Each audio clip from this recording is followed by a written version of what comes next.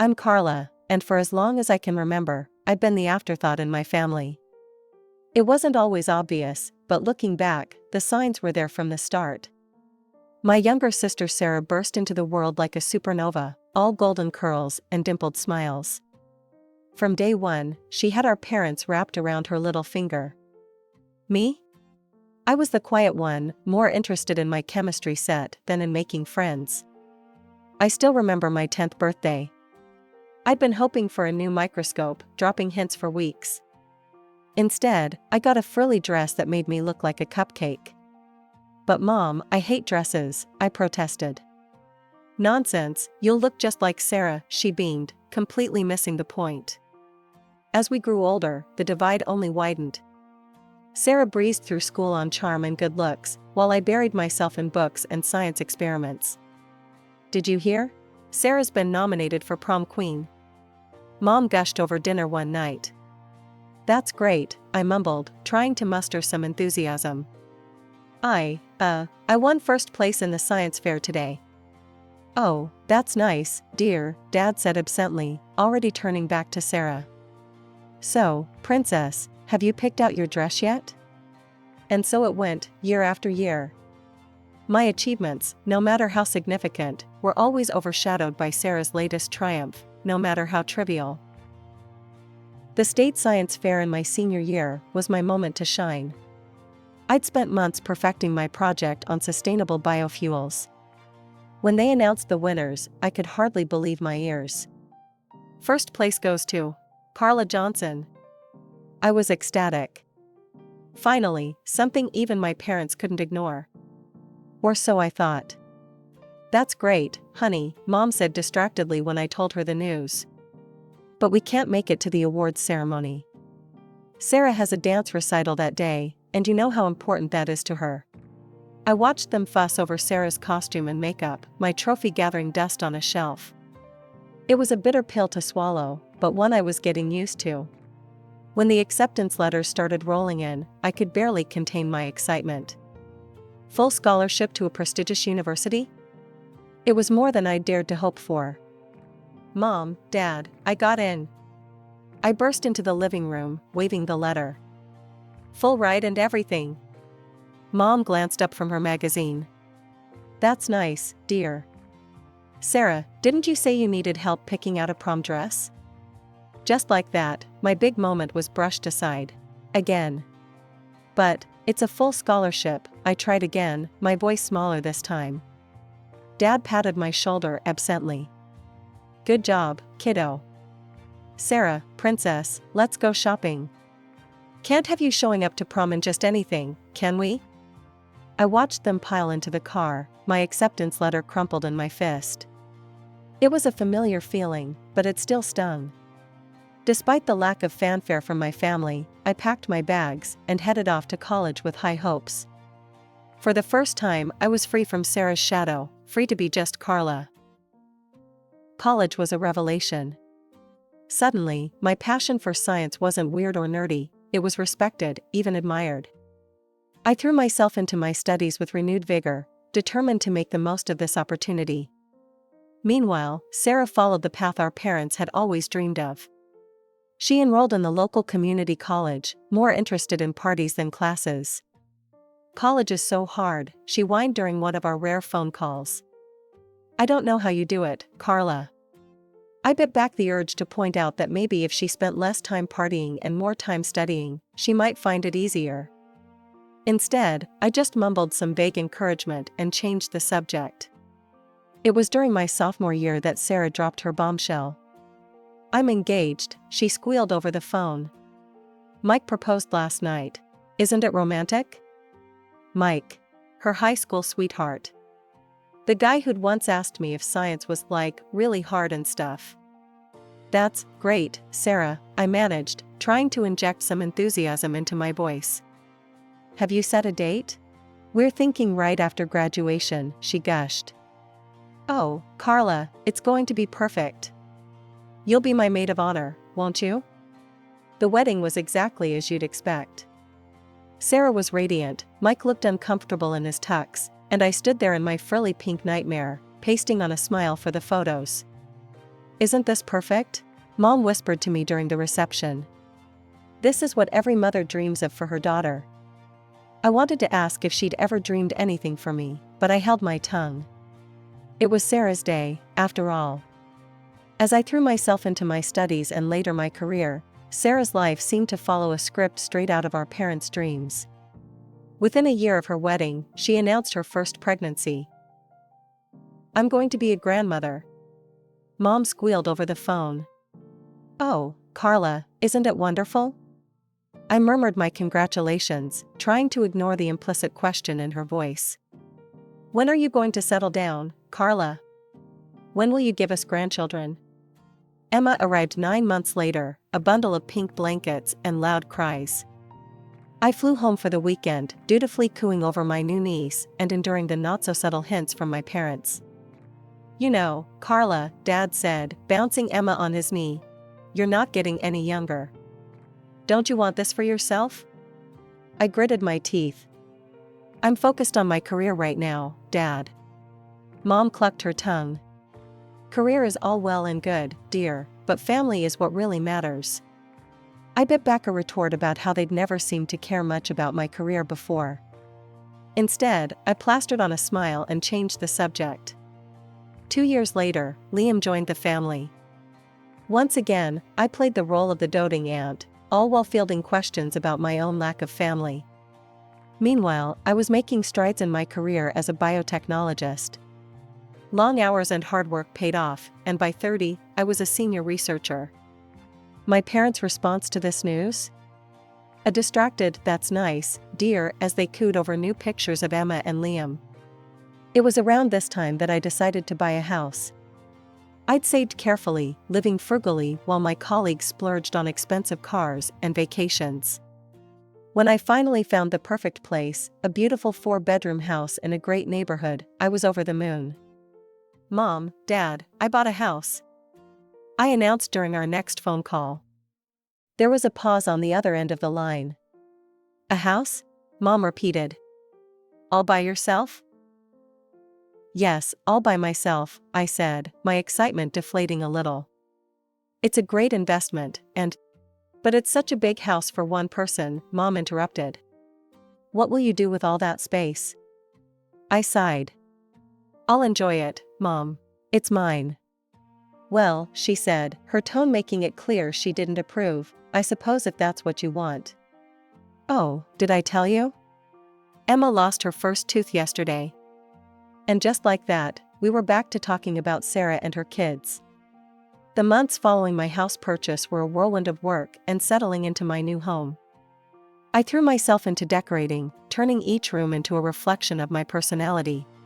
It was during this time that I started to feel a shift in my family dynamics. The usual calls from my parents became less frequent, and when they did call, there was an odd tension in their voices. One evening, I received a call from my mother. "Carla, dear," she said, her voice sickly sweet, "we're having a family dinner next week. You'll be there, won't you? We need to talk." I agreed, my suspicions raised. In my family, "we need to talk" usually meant trouble was brewing. The night of the dinner arrived, and I pulled up to my parents' house with a sense of foreboding. Sarah's car was already in the driveway, and I could hear the excited shrieks of Emma and Liam from inside. Dinner was a tense affair. My parents kept exchanging glances, and Sarah seemed unusually quiet. Mike, Sarah's husband, kept clearing his throat as if he wanted to say something, but thought better of it. Finally, as we were finishing dessert, my father cleared his throat. "Carla, we need to talk about something important." Here it comes, I thought. "What's up, Dad?" He glanced at my mother, who nodded encouragingly. "Well, you see, sweetie, we've been thinking. That big house of yours, it's really too much for just one person." I felt my hackles rise. "Dad, we've been over this.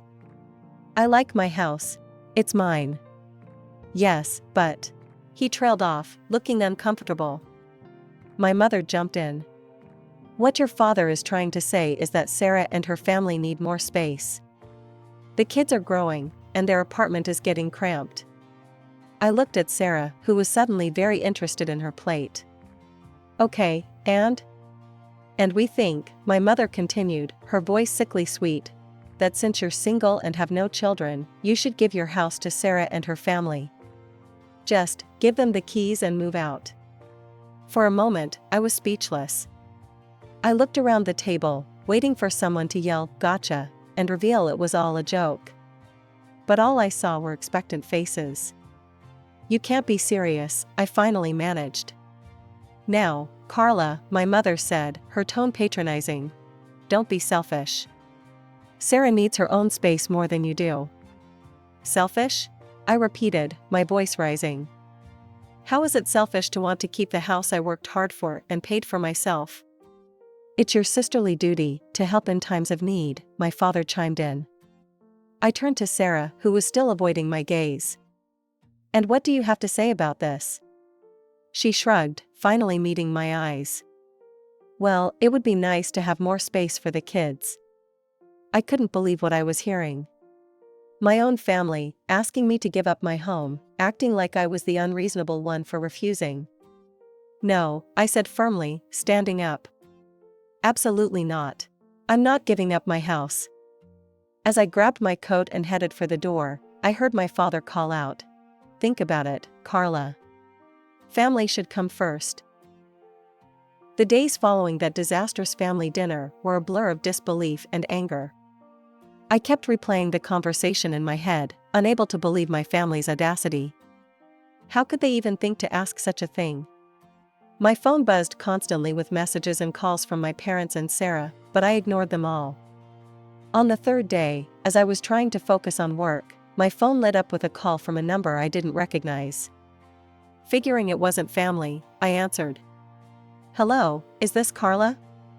A woman's voice came through, sounding disapproving. "Yes, who's this?" "This is your Aunt Mildred." "I can't believe what I'm hearing about you, young lady. Your poor sister needs a home for her children, and you're living all alone in that big house. Shame on you." I felt my blood pressure rising. "Aunt Mildred, that's not..." "In my day," she continued, not letting me get a word in, "family helped family. We didn't hoard our resources like misers."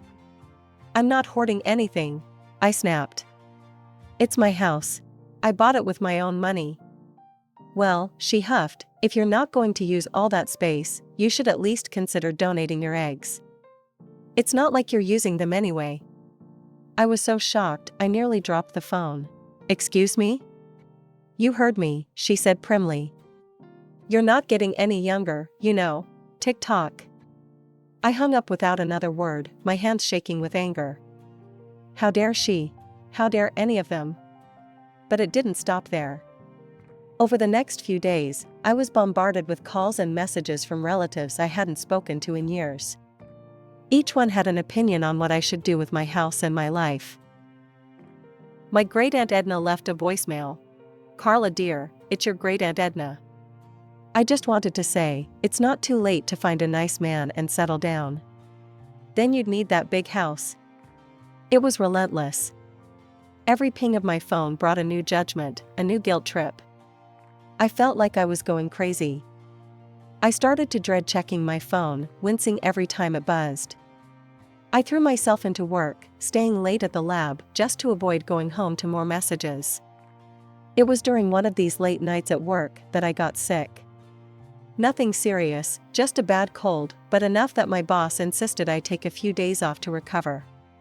So there I was, curled up on my couch with a box of tissues, feeling miserable both physically and emotionally. My phone had been mercifully quiet for a few hours, and I was just starting to relax when I heard it. A noise at my front door. Like someone was fumbling with the lock. My heart started racing. Was someone trying to break in? I got up as quietly as I could, creeping towards the door. Through the window, I could see figures on my porch. Familiar figures. I yanked the door open, startling the people on the other side. "What the hell are you doing?" There, caught red-handed, were my parents and Sarah. They looked like deer caught in headlights, frozen in the act of trying to break into my home. My mother was the first to recover. "Carla, dear, we were just worried about you. You haven't been answering your phone. So you decided to break into my house? I couldn't keep the incredulity out of my voice. My father at least had the decency to look embarrassed. We didn't think you'd be home. We thought you'd be at work. And that makes it okay? I was practically shouting now. What were you planning to do? Move Sarah in while I was gone? Sarah, who had been quiet until now, spoke up. Carla, you're being hysterical. We were just going to wait for you to come home. I noticed for the first time that there was a car parked behind them, loaded with boxes and furniture. My blood ran cold as I realized the full extent of their plan. You were going to move in, I said, my voice flat. You were actually going to move into my house without my permission. Now, Carla, my mother started, her voice taking on that patronizing tone I knew so well. We've discussed this. Sarah needs the space more than you do. We thought if we just took the initiative. You thought wrong, I cut her off. This is my house, mine. I bought it with my own money, money I earned through hard work. You have no right to it. Just then, I noticed movement out of the corner of my eye. My neighbors, the Johnsons, were peering out their window, clearly concerned by the commotion. Mr. Johnson caught my eye and held up his phone, mouthing, "Police?" I nodded, grateful for their concern. Turning back to my family, I said, "I've called the police. You need to leave. Now." "You wouldn't," my father scoffed. "Your own family?" As if on cue, the sound of sirens filled the air. My family's faces paled. The police car pulled up, and 2 officers got out. "Is there a problem here?" one of them asked, eyeing the scene warily. I took a deep breath. "Yes, officer. These people were attempting to break into my home." "Carla," my mother gasped. "How could you?" The officers looked at my family. "Is this true?" My father started to stammer out an explanation, but the officer held up a hand. "Sir, attempting to enter a property without the owner's permission is a serious offense. I'm going to have to ask you all to leave immediately." As the officers escorted my family off my property, I stood in the doorway, shaking. I couldn't believe it had come to this. "You'll regret this, Carla," Sarah called over her shoulder as they were leaving. "You'll end up old and alone." I slammed the door shut, sliding down to sit on the floor, my back against it. Tears started to flow freely now, a mix of anger, hurt, and relief. My phone had fallen silent. No more calls from distant relatives, no more guilt-tripping messages. It was as if I'd been excommunicated from the family. Part of me was relieved, but another part ached for the connection, dysfunctional as it had been. It was in this tumultuous state that I received an unexpected message. It was from my Aunt Maggie, my mother's sister. We hadn't spoken in years, not since she'd had a falling out with my mom over some old family drama. "I'll meet you tomorrow at Café Bleu at 1400 hours." Intrigued and desperate for any ally, I agreed to meet her. The next day, I found myself sitting across from Aunt Maggie in a cozy corner of Café Bleu. She looked older than I remembered, but her eyes were sharp and kind. "Carla," she began, reaching across the table to squeeze my hand. "I'm so sorry for what you've been through. Your mother called me, trying to get me on her side. But there's more to this story than you know. That's why I asked you to meet me." My curiosity piqued, I leaned forward. "What do you mean?" Aunt Maggie took a deep breath. "Your parents and Sarah, they're in serious financial trouble. Sarah and Mike have been living beyond their means for years. Luxury cars, designer clothes, lavish vacations, all on credit." I shook my head in disbelief. "But why? How?" "It's worse than that," Aunt Maggie continued. "Mike has a gambling problem. A bad one. He's been secretly draining their accounts for years." The pieces started to fall into place. The desperate attempt to get my house, the constant pressure. "But what about Mom and Dad?" I asked. Aunt Maggie's face grew grim. "They lost a significant amount of money in a pyramid scheme a few years back. They'd been barely keeping their heads above water. They were planning to move in with Sarah and Mike as soon as they got your house. I sat back, stunned. How do you know all this? I work at the bank where they all have accounts, Aunt Maggie explained. I noticed some suspicious activity and started digging. When I confronted your mother about it, she cut me out of the family. My mind was reeling. All this time, while I'd been working hard and saving, my family had been digging themselves into a hole. And they'd tried to drag me down with them. Carla, Aunt Maggie said gently, I know this is a lot to take in. But I think it's time we did something about this situation. If you're willing, I have an idea. Armed with the information Aunt Maggie had shared, we decided to dig deeper. We hired a private investigator, a no-nonsense woman named Diana, who came highly recommended. For weeks, we waited anxiously as Diana worked her magic. Finally, she called us in for a meeting. What she revealed left us speechless. Mike, Sarah's husband, had been leading a double life. He was involved in an affair with none other than my cousin Jenny, Uncle Bob's daughter. He's been funneling money to her for months, Diana explained, showing U.S. bank statements and hotel receipts. Expensive gifts, weekend getaways, you name it. But where did he get the money? I asked, though I feared I already knew the answer. Diana's face grew grim. From his gambling wins, and from your parents. Aunt Maggie and I exchanged shocked glances. The betrayal ran deeper than we'd imagined. We decided to host a family gathering at my house. The irony wasn't lost on me, the very house they had tried to take from me would be the stage for their undoing. The day of the gathering arrived. I watched as my family members trickled in, their faces a mix of curiosity and smugness. They probably thought I was going to cave to their demands. Once everyone was seated, I stood up, my heart pounding but my resolve firm. I've called you all here today because there are some things you need to know, I began. I laid out everything, the financial troubles, the gambling, the affair. With each revelation, I watched the color drain from their faces. Sarah jumped up, tears streaming down her face. It's not true, she screamed, before collapsing into sobs. Mike, tell them it's not true. But Mike was already halfway to the door. Uncle Bob, his face contorted with rage, caught him by the collar. You son of, he growled. That's my daughter you've been fooling around with. My parents sat in stunned silence, the reality of their exposed financial ruin seemingly more devastating than the fact that they had tried to steal my house. The relatives who had judged me so harshly began to stammer out apologies. We had no idea, Aunt Mildred muttered. Carla, we're so sorry. As the chaos unfolded around me, I felt a strange sense of calm.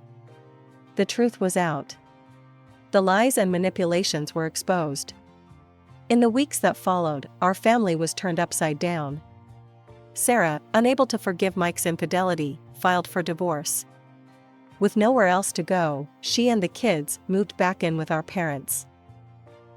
But their reprieve was short-lived. The bank foreclosed on their house. They were forced to downsize to a small, rented apartment, all 5 of them crammed into a space smaller than my living room. As for me, I watched it all unfold from a distance. After much soul-searching and several tearful nights, I made the difficult decision to sever all ties with my immediate family. You're doing the right thing, Carla, Aunt Maggie assured me one afternoon over coffee. It's not easy, but it's necessary for your mental health and well-being.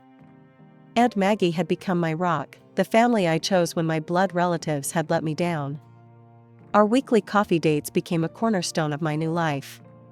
As the weeks turned into months, I found myself settling into a new routine. Without the constant drama and demands of my family, I had time to focus on myself. But with that came a startling realization: I was lonely. You know, Aunt Maggie said one day, there's a world out there beyond work and home. Why don't you try something new? With her encouragement, I decided to join a local rock climbing group. It was far outside my comfort zone, but as I strapped on the harness for the first time, I felt a thrill of excitement I hadn't experienced in years. That's where I met Alex. He was belaying another climber, his strong hands confidently handling the rope. When he turned and flashed me a warm smile, I felt my heart skip a beat. "First time?" he asked, noticing my nervous fidgeting with the equipment. "Is it that obvious?" I laughed. We struck up a conversation, and I was immediately drawn to his kind eyes and easygoing nature. As we talked, I learned he was a wildlife photographer, with a passion for capturing the beauty of nature. For the first time in years, I felt a spark of excitement about the possibility of a relationship. Alex was kind, adventurous, and understood the complexities of family dynamics in a way few others could. We began dating, our shared love for nature and understanding of complex family dynamics bringing us closer. Before I knew it, we were discussing marriage, a concept that once seemed foreign and unattainable to me. Through it all, Aunt Maggie remained my steadfast support. She became the mother figure I had always yearned for, but never had. "Carla," she said to me one day, her eyes misty. "I want you to know something. I've changed my will. I'm leaving everything to you." As I hugged her, tears streaming down my face, I marveled at how much my life had changed. The path hadn't been easy, but it had led me to where I was meant to be. With Aunt Maggie's love, Alex's support, and my newfound strength, I was ready to embrace whatever the future held.